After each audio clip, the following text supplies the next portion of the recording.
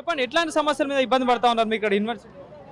Students as a women గా మాకు proper గా ఏమీ లేదు. మాకు నేను చాలా దూరం నుంచి ట్రావెల్ చేసి ఇక్కడికి వస్తున్నా. బస్సులలో రావడం ఎంత రిస్క్ మీకు తెలుసు. హాస్టల్స్ లేవు. హాస్టల్ ఉంటే మేము ఎంత హాయిగా ఉండి ఇక్కడ చదువుకుంటాం. హాస్టల్ ఉండదు, లైబ్రరీలో బుక్స్ ఉండవు, ఫీజులు ఎక్కువ అడుగుతారు. 6 నెలలకు ఒకసారి వేలు ఎగ్జామ్ ఫీజు ఎందుకు సార్ మేము కట్టాలి? ప్రభుత్వం స్కాలర్షిప్ కానీ ఫీజు రీయింబర్స్మెంట్ ఇస్తున్నాం అని చెప్పేసి అంటా ఉన్నారు కదా, వస్తున్నాయా మరి అవన్నీ? అస్సలు రావట్లేదు. మేము ఇప్పటికీ చూపిస్తాం, జీరో ఉంటుంది, నిల్లు ఉంటుంది.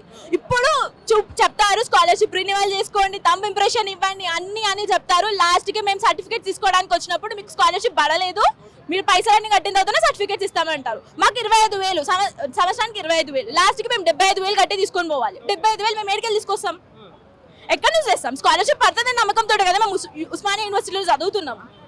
స్కాలర్షిప్ పడకపోతే లాస్ట్కి 75,000 మీరు సడన్ గా తెండి అని అంటే మా ఇంట్లో వాళ్ళు ఏం అడుగుతారు? గవర్నమెంట్ కాలేజ్ అది, మీకు స్కాలర్షిప్ వస్తుంది కదా, ఏం నాటకాలు ఆడుతున్నావా అని అంటారు. మేము ఏడికెళ్ళేవాలి? ఎడ్యుకేషన్ విషయంలో ఎట్లా ఉంది మరి? ఇప్పటి వరకు విద్యాశాఖ మంత్రి లేని పరిస్థితి, అసలు ఎడ్యుకేషన్ ఎట్లా నడుస్తుంది? అస్సలు బాగాలేదు. మాకైతే ప్రాపర్ ఫెసిలిటీస్ లేవు. ఫ్యాకల్టీ కానీ బుక్స్ కానీ ఫీజు అయితే మరీ ఘోరంగా పెంచేస్తున్నారు. మేము 3,000 కట్టామండి. 3,000 సెల్ఫ్ ఫైనాన్స్ కోర్స్ పెట్టేసి మంచి కోర్సులు చదువుకుంటే మాకు కూడా ఫ్యూచర్ ఉంటుందని మేము ఇక్కడ BBA బిజినెస్ అనాలిటిక్స్ అని ఒక కోర్స్ ఉంటే మేము ఇక్కడ ఈ కోర్సులో జాయిన్ అయినాం. ఇప్పుడు 25,000 అంటున్నారు. స్టార్టింగ్ జాయిన్ అయ్యేటప్పుడు జీరో ఫీ, మీరేం కట్టాల్సిన అవసరం లేదని అన్నారు. 25,000 కట్టాలి అని అన్నారు. మళ్ళీ తర్వాత 20,000 మీకు స్కాలర్షిప్ వస్తుంది, 5,000 కట్టేయండి, 20,000 స్కాలర్షిప్ వస్తుంది అన్నారు.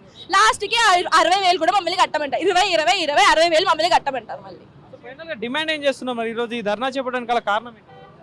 మాకు వీసీ గారు పాస్ చేసిన జీవో అస్సలు నచ్చలేదు.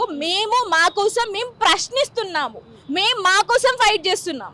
మా రైట్స్ కోసం మేము ఫైట్ చేస్తున్నాం. మీరు అలా జీవో పాస్ చేస్తారో మాకు అర్థం కావట్లేదు. మీరంతా జీవో పాస్ చేసినప్పుడు మమ్మల్ని డెవలప్ అన్నా చేయండి. కనీసం మాకు కావాల్సిన ఫెసిలిటీస్ మీరు తీసుకొని రండి.